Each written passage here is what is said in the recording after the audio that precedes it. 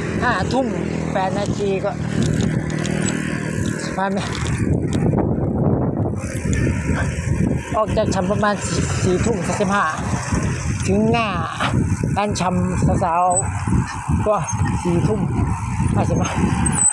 ออกจากนั้นออกจากร้านชำน้องกิ๊บแล้วก็ใช้เวลาประมาณ20 นาที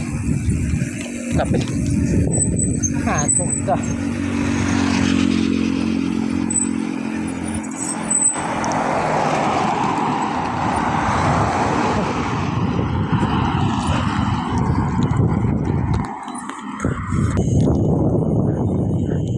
มาเห่าเลยครับมาเห่าเลย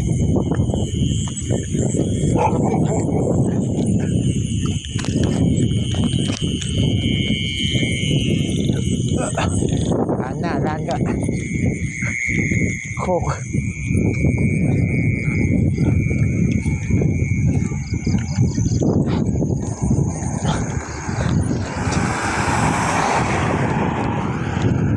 ร้านนี้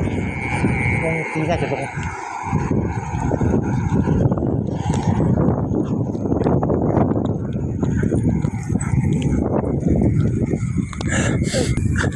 จุดนี้ก็มันน่าจะตั้งทีอันนี้มัน5 ทุ่มสีเยอะมีแต่ตั้งตีวันนี้วัน